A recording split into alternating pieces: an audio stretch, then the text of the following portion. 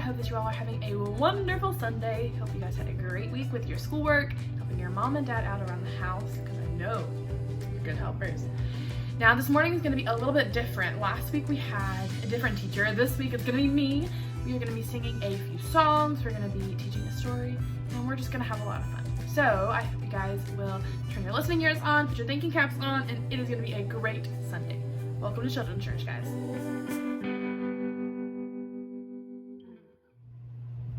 Alright everybody, so is everybody ready to sing? We are going to start off by singing Jesus Loves Me, and then we're going to sing Jesus Loves Little Children, and then we're going to tie it all together with our story.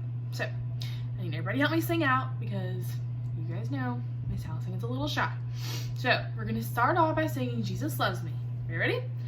Jesus loves me, this I know, for the Bible tells me so. Little ones to him belong, they are weak, but he is strong. Yes, Jesus loves me. Yes, Jesus loves me.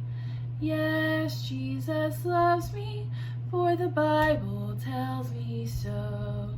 You guys did awesome. Now we're gonna sing Jesus Loves the Little Children, and then we're gonna move into story time. So, everybody ready? Jesus loves the little children, all the children of the world. Red and yellow, black and white, they are precious in his sight. Jesus loves the little children of the world. You guys did awesome. Give yourselves a hand.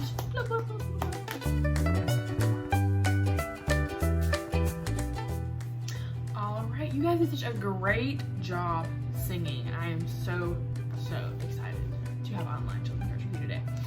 So this morning we're going to be telling a kind of a different story than what we're used to. This is a story about a little boy and his boat. Now, how many of you guys have ever had a favorite toy, maybe a stuffed animal, or even a game on your tablet or your iPad that you have lost? So whether that be your Minecraft world got deleted, or you lost your favorite stuffed animal, or maybe one of your toys broke and you had to get rid of it. I know I have. I had a stuffed animal. He was a koala and his name was Kevin. He was Kevin the koala. He was my favorite stuffed animal in all the world. And whenever we moved one of the last times, I lost him. I lost him and I was really sad, but I know that there's some little boy or girl out there who found Kevin, cleaned him up, and loves Kevin just as much as I do. Now, we're going to be talking about a little boy. His name was Bruce. Everybody say, hi Bruce. Hi Bruce. Now, Bruce he absolutely loves the sea. He loves to sit and look on the pier and look at all the boats. Do you guys see the boats and the water and the seagulls? To spend a day at the harbor, on the pier, looking at the boats was one of Bruce's favorite things to do. Now, he lived with his parents in a small town located along the harbor, so they got to see lots and lots of boats coming in and out. Now, one day, Bruce's father said to him, Bruce, he said, why don't we make you a little boat? He said, I'll buy all the stuff for you to make it, and I'll even help you. I'll let you work in my workshop with me one day. We can make it. This brought so much joy and happiness to Bruce. Imagine that. You get to make the very thing that you absolutely love. That would bring lots of joy and happiness to us too, right? He liked this boat better than any other boat he could buy because he made it. He painted it red, white, and the sails were blue, so it looked just like the American flag, which was really cool. However, this was not a boat that could carry people. Does that boat look like it could carry people? I don't think so.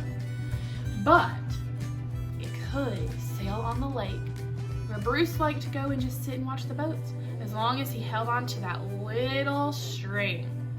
Now, one day, Bruce went down to the lake.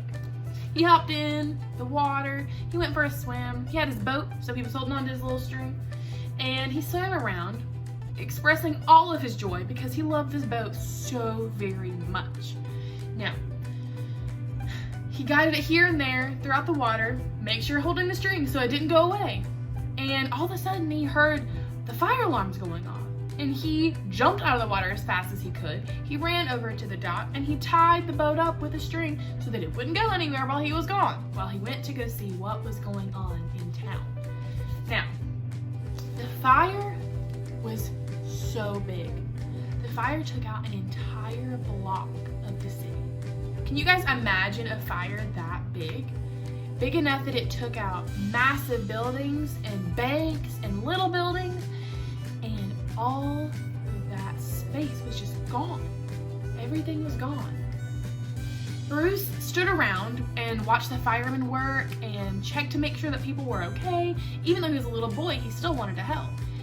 But all this time that he was gone, he forgot about his boat. And whenever he finally remembered, he ran back to the dock as quickly as he could because he wanted to find his boat. He wanted to make sure his boat was okay.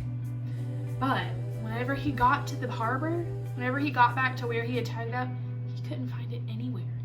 So he ran up and down the side where the water met the land, and he kept walking and walking and looking, and he could not find his little red, white, and blue boat. So he eventually gave up for the night and went home and told his dad what had happened. His father even suggested that he would buy him another one, but Bruce said no. He said, that's not going to be the one I made. So a few days go by, even a few weeks probably, and Bruce is walking around town, and all of a sudden he sees this boat in the window of a store.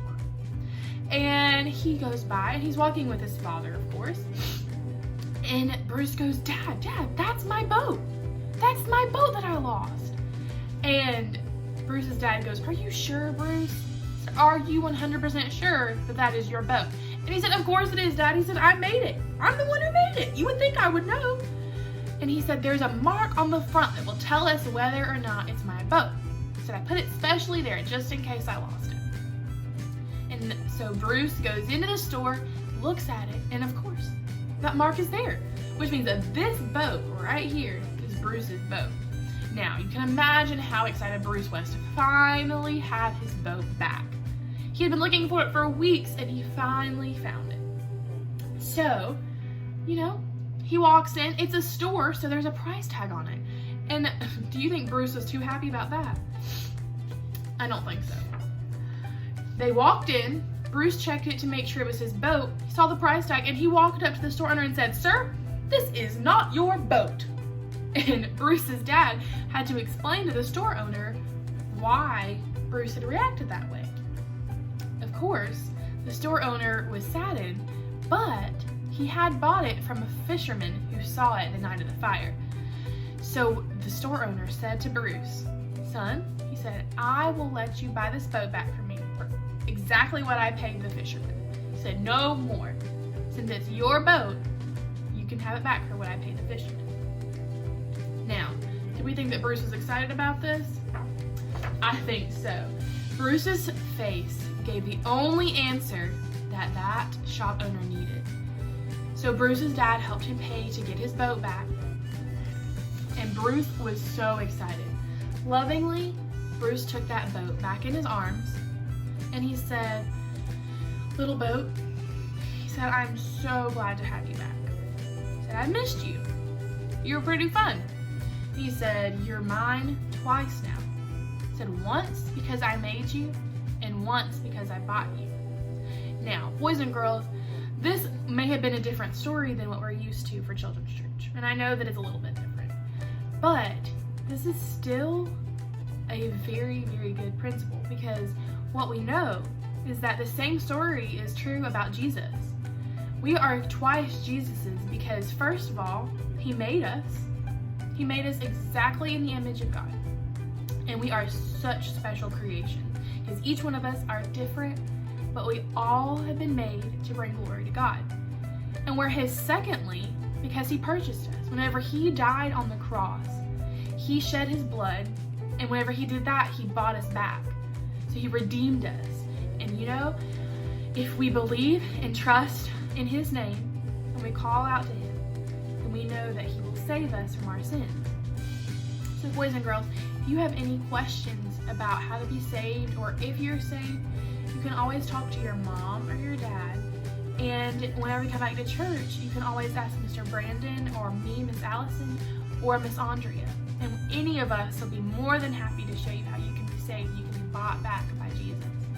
Now, thank you all so very much for listening to our story today. Now, next week, we are going to have another story. There's going to be so much fun. So I will see you guys then. Bye.